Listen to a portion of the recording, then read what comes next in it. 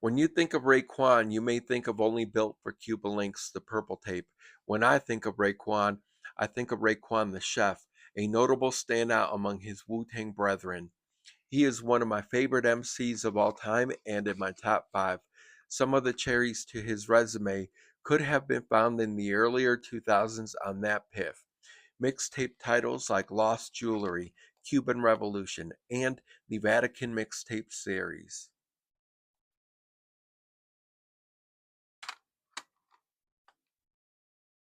Now, with his 8th studio album that was just released, The Emperor's Clothes, it is on par with these honorable mentions.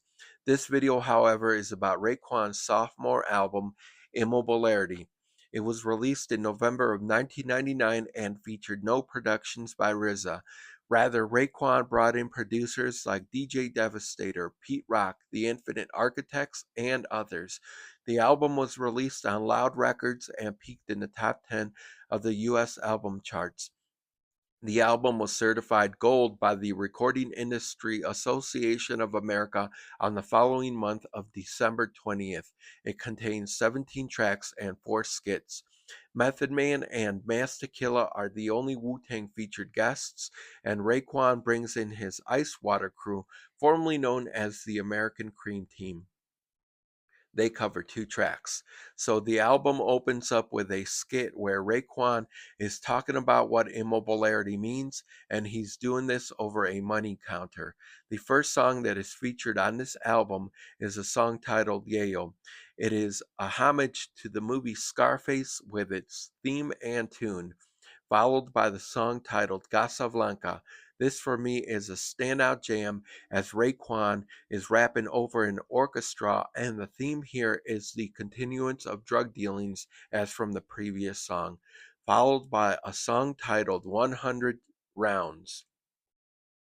This is a symphony tune which suits the flawless characterization of Ray's rhyme spirit. After that, we have the song titled Real Life, which to me is another standout banger, as it is one of the countless examples of his capabilities in storytellings, which can be said about 98% of his track record. Next, we have the Posse cut featuring the Ice Water. The song here in question is titled Power. Briefly after that, we have a skit where Raekwon is talking with his whiz over the phone, and they are covertly trying to plot out a drug deal.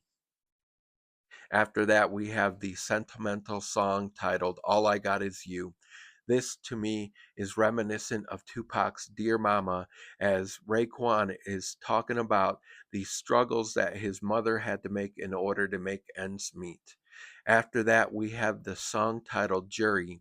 This is the music industry journey that Raekwon made in order to get from point A to point B, followed by a Method Man feature titled F Them. The thing that sticks out to me about this song is Method Man remixing a Rakim line from the song titled Microphone Fiend.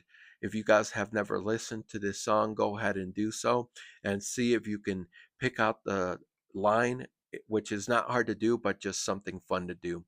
After that, we have the secondary skit where Raekwon and his friends have a mocking parrot in the room, and they are all doing some light teasing amongst each other while sharing a meal. After that, we have one of the most popular songs on this album, if not the most popular song on this album, titled Live from New York. They had a music video for this and all.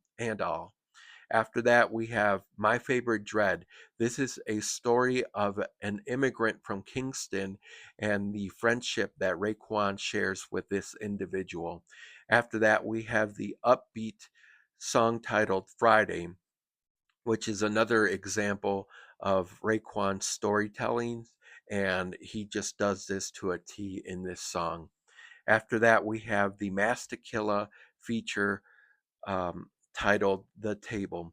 For whatever reason, this song has always reminded me of the movie Once Upon a Time in America, although the tune is not featured in that movie.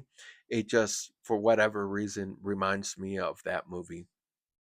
After that, we have the Pete Rock beat, which is easily one of my favorite songs on this album, titled Sneakers. Raekwon here is name dropping sneaker name brands, and yeah, just the way he does it goes to show why he is such an awesome MC. After that, we have another Ice Water posse cut titled Raw, followed by Pop Ish. Now, the thing that I want to know about this song is that there was a shift in the music sound around this time, and this whole album was heading in one direction as far as its vibe and sound, but by the time that I got to this song, at least to me personally, it shifted and it showed the just the overall shift in the sound that hip hop made around this time. And I think that Raekwon was trying to stay relevant with the times, so he did so as well. And yeah, the whole sound of this album changed around this time by this song. So the next song is titled Heart to Heart, where Raekwon is just doing some straight rhyming.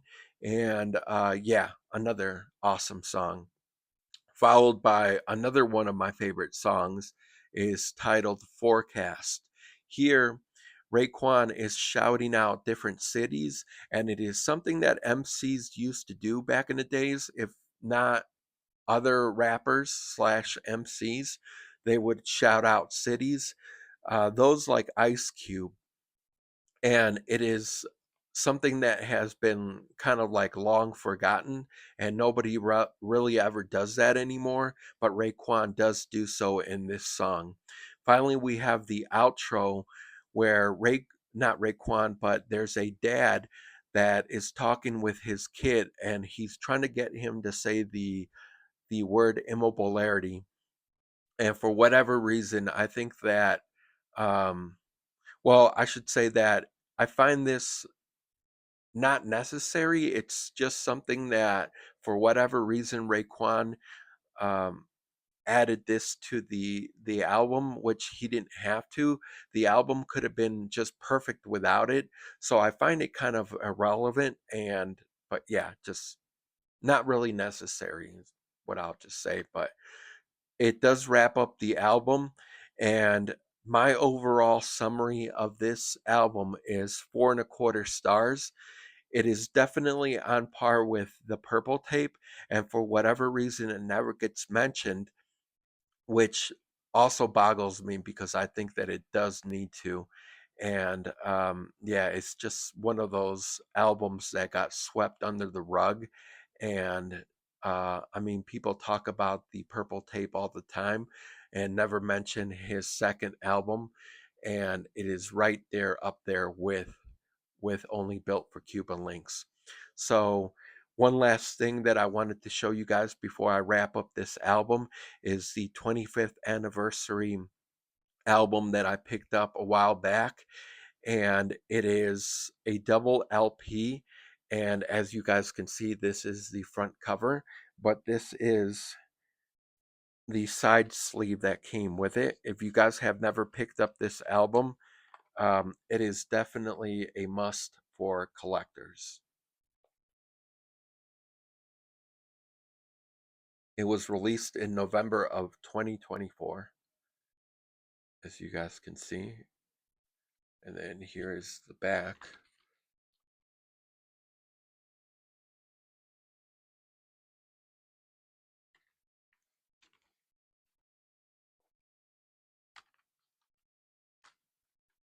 Let's put this here as I show you guys this. It is a fold out gate, and just the thickness of this material, the cardboard that was made or used to make this album cover, um, yeah, they did an excellent job. Guys, see all that? And the fold out gate itself.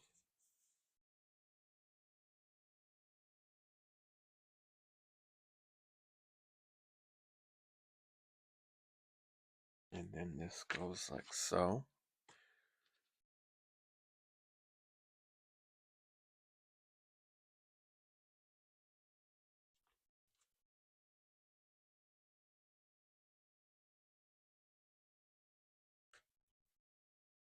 And then I really like the way they did these double LPs, just the colors that they went with it. They decided to go with, I should say.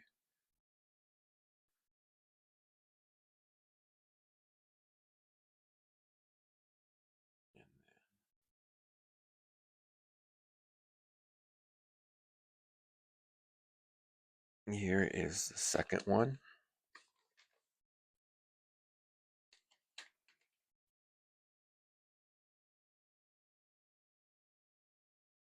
Pure gold. This album is pure gold.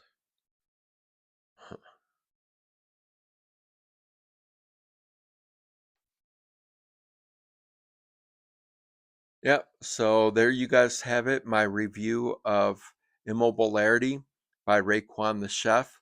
And if you guys have never listened to this album, it is a must, especially for all hip hop heads from the 90s or those looking to the hip hop 90s. Well, thank you guys for tuning in and stay tuned for another one of my videos.